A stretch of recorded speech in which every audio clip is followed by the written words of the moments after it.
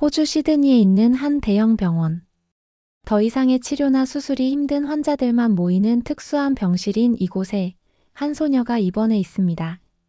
자고 있는 소녀의 팔과 겨드랑이에는 한눈에 보아도 사람 머리보다 큰 덩어리들이 엄청 위험해 보이는 상태이지만 회진을 온 호주 의사들은 소녀의 부모님에게 더는 포기하라는 말만을 건네고 있는데요. 그런데 바로 그 순간 소녀의 옆자리에 입원해 있던 한국인 할아버지가 링거를 꽂은 채로 소녀와 의사들에게 다가오기 시작합니다. 호주 의사들은 링거를 꽂은 채로 일어나면 안 된다며 한국인 할아버지를 말리려고 하지만 그런 할아버지는 들은 척도 하지 않으며 오히려 소녀의 옆에 있던 의사들을 향해 화를 내기 시작하는데요. 과연 이곳 호주의 병원에서는 무슨 일이 일어나고 있던 것일까요? 안녕하세요, 여러분. 저는 호주에서 태어난 10살 딸아이의 엄마 마리라고 합니다. 제가 태어난 곳도 호주이고 딸을 출산한 곳도 호주이지만 저는 지금 한국에서 살아가고 있는데요. 물론 계속 살아오던 나라를 떠나 타국에서 살아간다는 것이 처음에는 조금 힘들기도 했지만 한국에 정착한 지 무려 2년이라는 시간이 흐르게 된 지금은 왜 조금 더 일찍 한국에 오지 않았을까라는 생각을 거의 매일 밤마다 할 정도로 지금의 한국 생활은 저와 딸에게 너무나 행복하기만 합니다. 특히 다른 아이들과는 조금 다른 장애이자 희귀병을 가지고 있는 제 딸아이는 한국에 오기 전에는 팔을 움직이고 길거리를 걷는 것조차 힘들어하던 아이였지만 지금은 어째서인지 다른 한국인 친구들보다 더욱 활기찬 나날을 보내고 있어요. 제 딸아이는 팔과 겨드랑이 부분에 있는 암세포와 거인병이 합쳐진 희귀병을 앓는 아이였어요. 대부분의 암세포가 피부 표면으로 보일 만큼 직접 크기가 커지는 경우는 거의 없지만 제 딸 리사는 0.1%의 확률에 해당되어 크기가 계속해서 커지기만 하는 거인병 증상에 암이 더해진 희귀병을 가진 아이였죠. 태어나고 약 5살 정도까지는 눈으로 보이지 않을 만큼 아무런 증상이 없었지만 어느 날 딸이 계속 팔과 겨드랑이를 긁어서 살펴봤더니 이미 이러한 희귀병 증상이 시작되고 있었습니다. 하지만 처음에는 상당히 작은 암세포의 크기에 그저 모기에 물렸거나 벌레에 물린 거라고 생각하게 되었고 저와 남편은 벌레 물린 곳에 바르는 연고만을 발라주었을 뿐 딱히 아무런 치료도 시도하지 않았어요. 물론 곧바로 병원에 갔으면 제일 좋았겠지만 호주에서는 정말 너무나 힘든 병의 증상이 아니라면 대부분의 사람들이 엄청난 병원비와 보험 청구 비용 때문에 병원에 가는 것을 선호하지 않는 경향이 있기에 저 또한 이러한 안일한 생각으로 아이를 병원에 데려가지 않았습니다. 그때 당시 저와 남편은 이미 아이를 출산하는 과정에 사용한 병원비가 너무나 많았고 그러한 병원비를 무려 5년 동안 갚아나가고 있었기 때문에 더더욱 딸아이를 병원에 데려갈 수 있는 상황이 아니었습니다. 혹시나 하는 마음에 남편에게 은행권에서 대출을 받거나 돈을 빌려서 딸을 진단이라도 한번 받아보자고 했지만 남편은 그럴 때마다 돈이 없는데 왜 자꾸 그런 헛소리를 하냐며 저를 구박하기만 했어요. 경제권을 남편이 쥐고 있었기 때문에 저로서는 더 이상 해줄 말이 없었고 저 또한 그저 어쩔 수 없다는 생각으로 딸을 내버려 두기만 했습니다. 그런데 어느 날 딸이 다니고 있던 학교에서 전화가 오더군요. 전화를 준 선생님은 제 딸인 리사가 입학한 지 얼마 되지 않은 지금 첫 체육 수업을 진행했는데 팔을 전혀 움직이지 않는 이상한 증상을 보이고 있다면서 혹시 딸에게 무슨 장애가 있는지 물어보는 전화였습니다. 그때는 딸이 학교에 입학한 지 얼마 되지 않은 시기였기에 저는 너무나 놀랄 수밖에 없었어요. 선생님은 제 딸의 팔과 겨드랑이 부분이 점점 까맣게 변해가고 이상한 혹 같은 것이 점점 커지고 있는 것 같다면서 지금 바로 집으로 돌려보낼 테니 곧바로 병원에 가보라는 말씀을 해주셨습니다. 저는 너무나 다급한 마음에 곧바로 제가 직접 학교에 가겠다는 말을 한 뒤 전화를 끊었고 약 30분 뒤 직접 딸을 데리러 갔어요. 아침에 학교를 데려다 줄 때만 해도 정상적으로 보였던 딸의 팔이었는데 몇 시간이 지난 뒤 다시 보니 딸의 팔과 겨드랑이는 한눈에 보아도 비정상적인 크기로 커져 있던 것뿐만 아니라 까맣게 변하고 있는 것이 육안으로 확인되었습니다. 그때쯤 저는 처음으로 딸에게 무언가 돌이킬 수 없는 문제가 생겼다는 것을 인지하게 되었죠. 하지만 그때 당시 저는 딸을 곧바로 응급실에 데려갈 수 있는 경제적 형편이 아니었고 일단은 급한 마음에 딸을 집으로 데려오게 되었어요. 남편에게 다시 한번 전화를 걸어 딸에 대한 상태와 사진을 보내주면서 병원에 가야 될 것 같다고 얘기했지만 남편은 그저 알레르기 반응 같은 거 아니겠냐고 왜 팔이 갑자기 커지겠냐는 둥 어처구니 없는 소리만 늘어놓으며 저에게 잔소리를 했기 때문에 저는 더는 남편과의 대화를 이어갈 수가 없었습니다. 그렇게 1시간이 넘게 고민하던 중 얼마 전 저희 옆집으로 새롭게 이사온 한국인 부부가 생각나더군요. 이사를 오게 된 첫날 저희 집으로 찾아와 한국식 전통떡과 음식들을 주면서 서로 잘 지내보자는 인사치레만 했던 이웃이었지만 그때 당시 저는 의지할 수 있는 사람이 그들밖에 떠오르지 않았습니다. 저는 다급한 마음에 옆집에 사는 한국인 부부의 집으로 가서 초인종을 눌렀고 얼마 지나지 않아 그 부부가 나오더군요.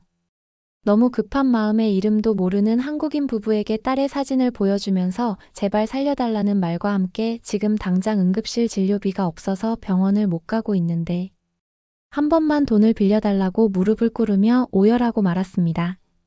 한국인 부부들도 너무나 당황했는지 같이 무릎을 꿇었고 무슨 일이 있었는지 차분히 말해보라면서 일단 딸의 상태를 봐야 되니 딸과 함께 집으로 들어오라고 하더군요.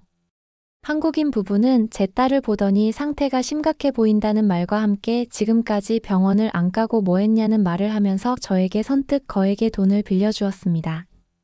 언제라도 상황이 괜찮으면 갚으면 되니 일단은 함께 병원을 가자는 말을 해주던 그 한국인 부부는 딸과 저를 내버려 두던 저희 남편보다 훨씬 감사한 분들이셨어요. 그러한 고마운 분들에게 염치 없이 돈을 빌려달라는 말을 하는 저 자신도 너무나 고통스러웠지만 남편이 아무런 돈을 건네주지 않았기 때문에 저 자신도 딸을 위해서는 어쩔 수 없는 선택이었죠. 그렇게 저는 그 한국인 부부와 함께 규모가 크고 전문의가 많은 대형 병원에 도착하게 되었습니다.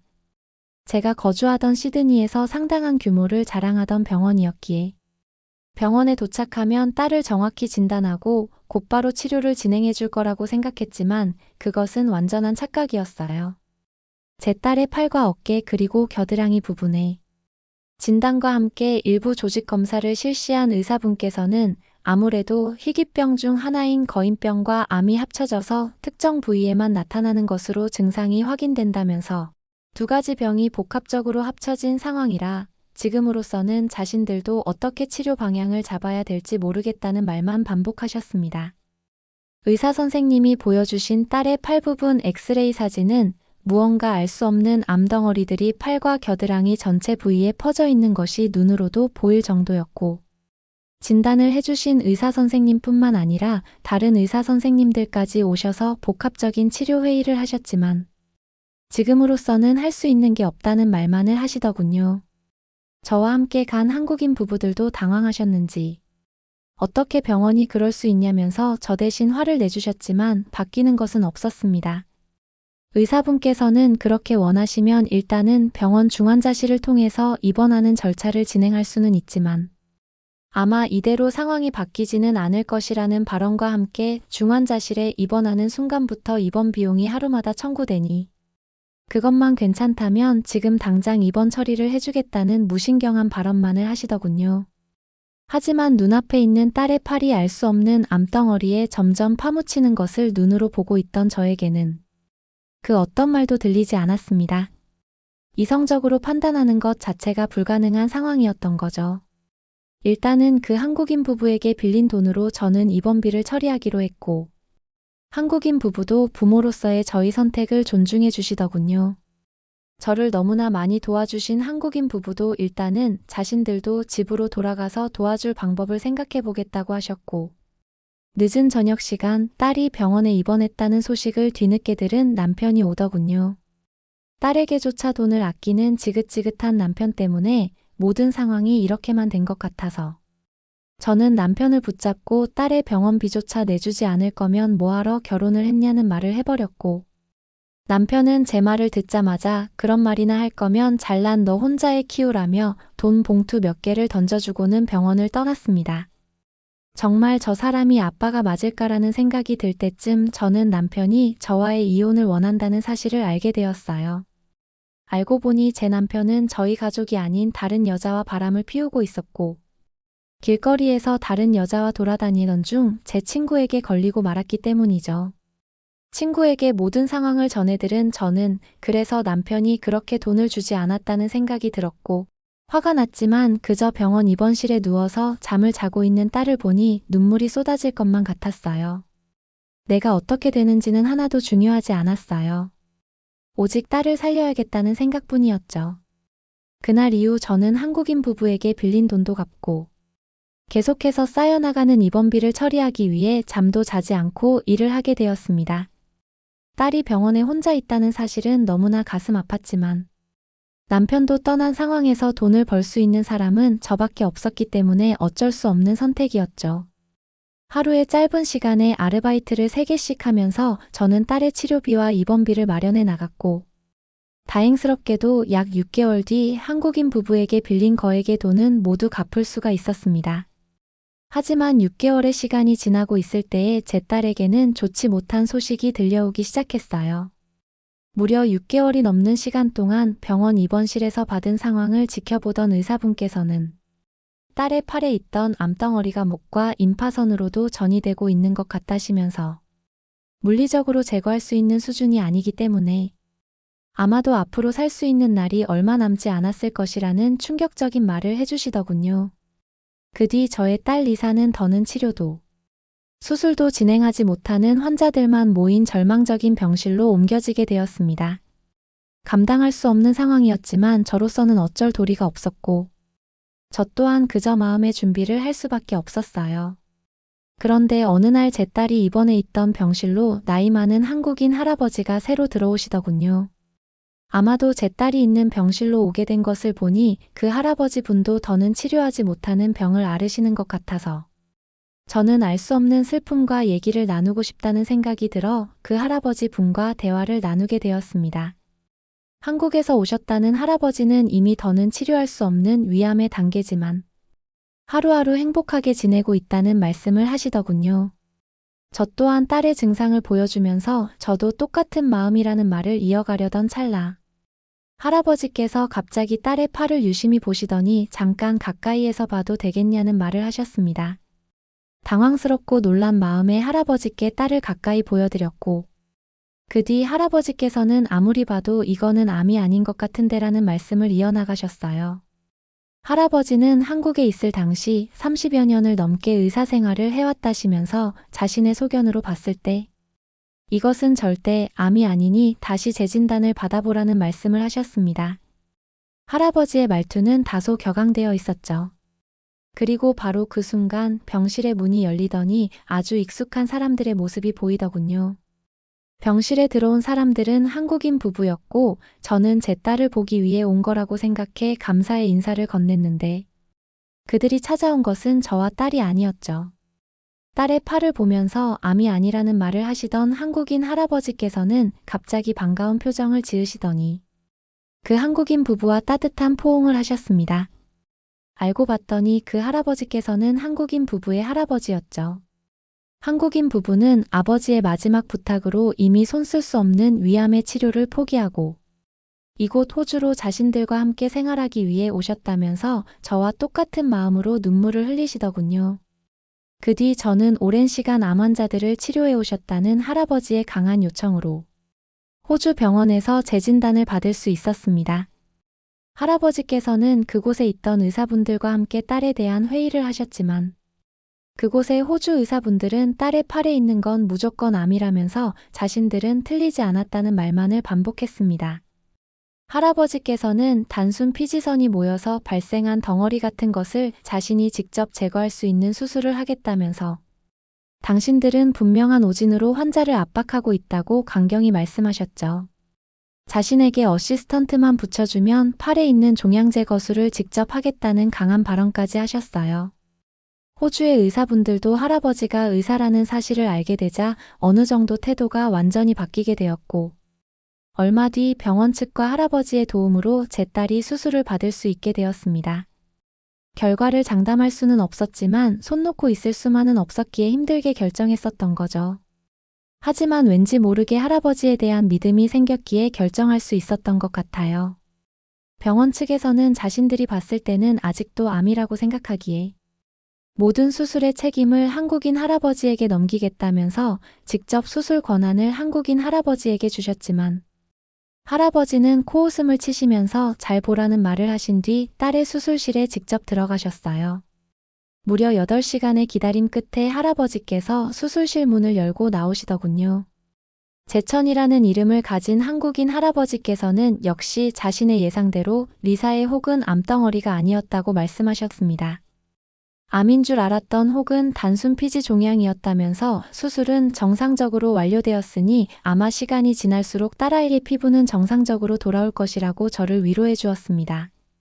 자신은 수술조차 받을 수 없는 위암에 걸린 채로 저의 딸을 수술해준 할아버지에게 저는 너무나 미안한 마음이 들었고 그 말을 듣는 순간 복도에 주저앉아 울음을 터뜨리고 말았습니다.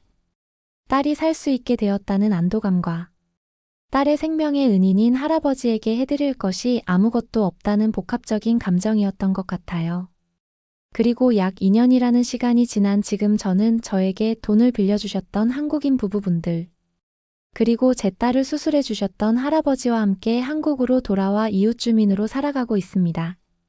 딸은 수술하고 난 뒤 엄청나게 빠른 회복세를 보였고 다행스럽게도 할아버지는 병원 측의 예상과 달리 아직도 정정하게 살아계시면서 제 딸 리사와의 산책을 즐기고 계시죠. 저는 한국에 있는 어학원에서 영어를 가르치며 제 딸 리사와 함께 씩씩하게 살아가고 있어요. 한국인 부부분들도 리사를 살리게 된 것에 할아버지가 무언가 복을 받은 것 같다면서 저를 볼 때마다 서로 감사하다는 말을 하고 있습니다. 아마 저는 호주에서 한국인 부부와 제천 할아버지를 만나지 못했다면 어처구니 없는 오진으로 딸을 잃고 말았을 거예요. 오늘도 저는 한국인 분들로 바뀐 제 인생과 딸의 인생에 너무나 감사한 마음으로 하루를 살아가고 있습니다. 여러분, 오늘은 이렇게 호주에서 있었던 기적 같은 이야기를 들려드렸는데요. 한국인의 따뜻한 마음과 죽음을 앞두고 있던 할아버지의 의료 실력이 한 생명을 구했다는 사실이 믿기지 않네요. 혹시 우리 주변에도 이렇게 도움이 필요한 사람들이 있지는 않을까요? 우리 모두 조금만 더 주변을 둘러보고 서로를 보듬어주는 마음을 가졌으면 좋겠습니다. 다음에도 이런 감동적인 이야기로 찾아뵙도록 하겠습니다. 지금까지 시청해주셔서 감사합니다. 구독과 좋아요, 알림 설정도 꼭 부탁드릴게요. 그럼 다음 영상에서 만나요.